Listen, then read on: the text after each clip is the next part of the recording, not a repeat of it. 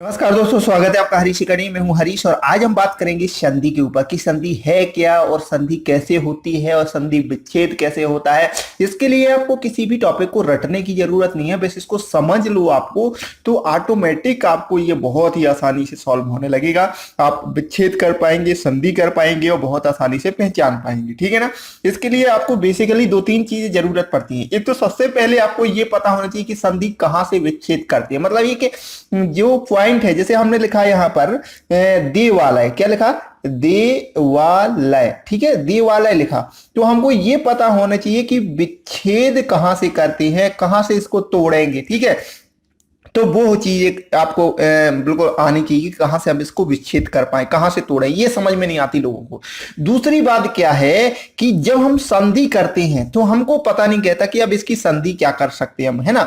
तो सबसे पहले इसमें क्या है कि कहां से विच्छेद करते हैं, इसके लिए आपको ये एक चीज याद रखनी पड़ेगी जिसको बोलते हैं वलाघात। क्या बोलते हैं? वलाघात। ठीक है, अब ये क्या है वलाघात? वलाघात का मतलब बल आघात, इसको है वल आघात। यानी जहां पर आपका बल लगता हो इसको बोलने में, वहां से ही ये टूटेगा। तो जैसे कि देवालय, देवालय, तो आपका वल कहां पर पड़ता है? वा में, देवालय। आप कहां पर रुक रहे हैं? वा पर रुक रहे हैं। तो आपकी जो विच्छेद होगा वो यहीं से होगा, मतलब देव वालय, ये वा से आपका विच्छेद होगा, टूटेगा, देवालय।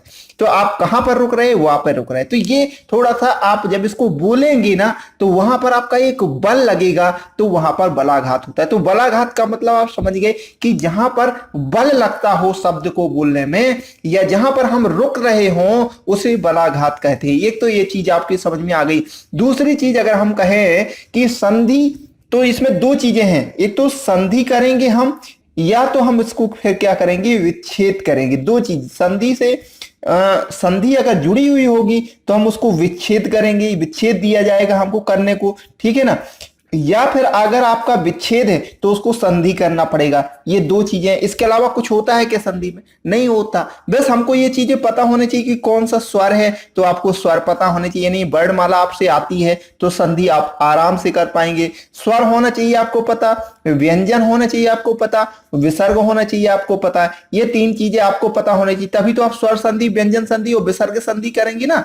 तो आपको ये चीजें जो है पता होनी चाहिए। ठीक है, सबसे स्टार्टिंग पॉइंट आपका यही है। अब हम थोड़ी सी अगर आप बात करें कि संधि, तो संधि का मतलब होता है जोड़। संधि का मतलब क्या होता है? जोड़। अब क्या जोड़ते हैं हम इसमें? एक नंबर तो जोड़ेंगे नहीं, तो क्या जोड़ेंगे? तो वो चीज संधि में अगर हम कहें तो दो शब्दों के अगर पहले शब्द, जैसे दो शब्द हम यहां पर लिख लें, क्या लिख दें? देव और प्लस आलय। ठीक है, अब ये दो शब्द हैं, एक शब्द ये है और एक शब्द ये है। तो पहले शब्द का आखिरी वर्ण और दूसरे शब्द का पहला वर्ण, इन दोनों के बीच ही संधि होती है। यानी वर्णों के योग से जो विकार उत्पन्न होता है उसे संधि कहते हैं। विकार का मतलब क्या होता है? तो विकार का मतलब होता है परिवर्तन। विकार का मतलब क्या होता है? परिवर्तन। विकार का मतलब होता है परिवर्तन। तो भाई साहब, दो शब्दों के जो पहला शब्द है उसका आखिरी वर्ण, इसका आखिरी वर्ण क्या है? इसको वा को हम तोड़ेंगे अगर, तो वा में ये हलंत आ जाएगा और यहां पर आ जाएगा इसका। क्योंकि आप सभी जानते हैं कि हर व्यंजन में, हर व्यंजन में कोई ना कोई स्वर जरूर रहता होगा। जैसे वा क्या है? एक व्यंजन है, तो वा जो है ये स्वतंत्र नहीं रह सकता। इसके साथ अगर हम देखें तो वा प्लस आ मिलकर के ही वा बनता है, क्योंकि कोई भी व्यंजन जो है स्वतंत्र नहीं है। ये जरूर, हाँ, इसको हम कह सकते हैं ये व्यंजन है, लेकिन वा ये व्यंजन नहीं है। वा के साथ में आ लगा हुआ है ऑलरेडी। ठीक है, तो आप समझ गए कि वा में हलंत लगेगी तो इससे आ निकल के आ जाएगा। अगर इसको बिल्कुल सेपरेट व्यंजन बनाना है, प्योर व्यंजन बनाना है, तो इससे आ को अलग करना पड़ेगा। ठीक है, उसी प्रकार से बड़ा आ तो है ही यहां, तो ये बड़ा हो गया। तो छोटा आ और बड़ा आ से के बीच में ही संधि होगी और यहां से मिलकर के बनेगा देव। और देखो, छोटा आ और बड़ा आ से मिलकर क्या बनेगा? बड़ा आ। ये आप आगे पढ़ेंगे, आप बिल्कुल टेंशन मत लो, आप जरूर जानेंगे कि ये कौन सी संधि है। तो दे और बड़ा आ है, तो जब वो व्यंजन में लगेगा तो देवा और ये लय को साथ में हमने जोड़ दिया, तो देवालय ये बन गया आपका।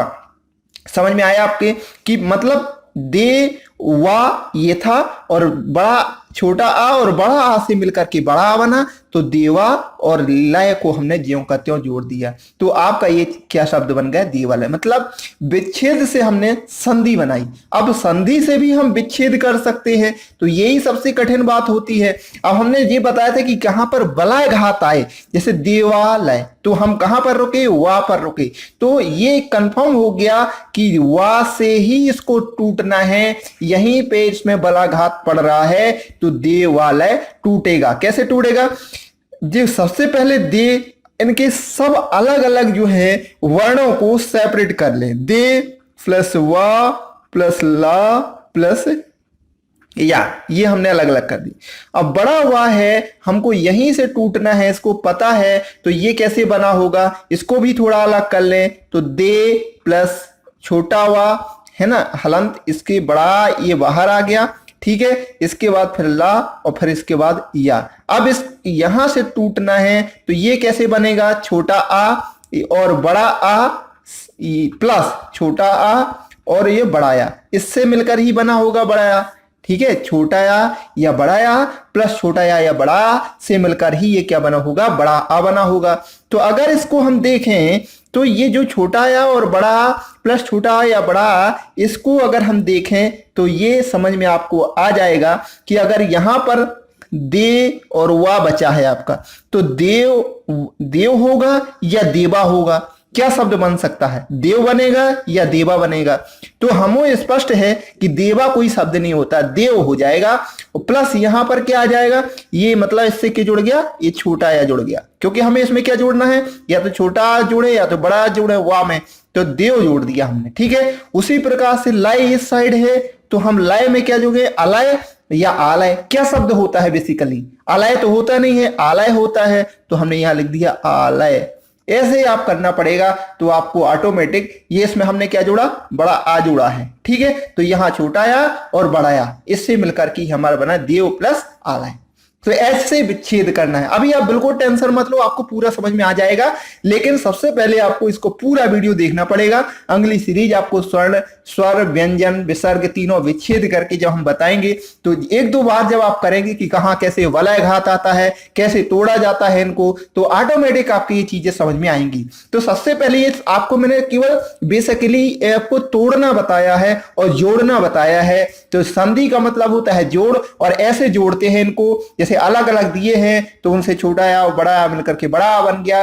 ये हालांकि दीर्घ स्वर है, क्योंकि बड़ा आ बना, आगे हम पढ़ेंगे दीर्घ स्वर। तो आपको आई होप ये चीजें समझ में आ रही हों।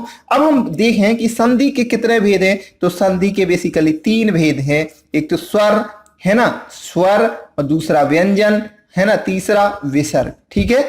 तो ये जो है आपको तीनों को थोड़ा थोड़ा पढ़ना पड़ेगा, स्वर, व्यंजन और विसर्ग क्या होता है। अब अगर स्वर संधि की बात करें तो स्वर में क्या होगा, स्वर प्लस स्वर, मतलब स्वर दो स्वरों के मेल से, ठीक है ना, दो स्वरों के मेल से जो विकार उत्पन्न होगा उसे स्वर संधि कहेंगे। उसी प्रकार से अगर व्यंजन की बात करें, व्यंजन होगा प्लस आपका स्वर या व्यंजन हो जाएगा, ठीक है ना।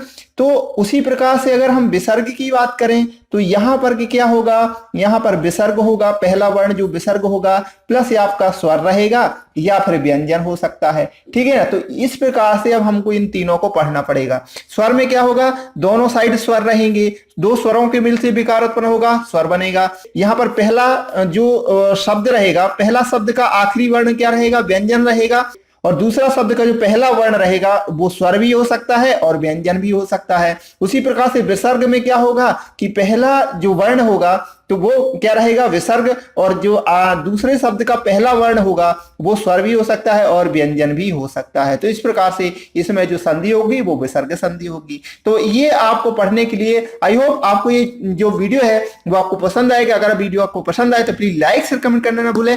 मिलते हैं अगले वीडियो में, तब तक के लिए नमस्कार। और आप जरूर बताएं कि अगले वीडियो मुझे बनानी चाहिए या नहीं बनानी चाहिए। तो थैंक यू दोस्तों, बाय बाय।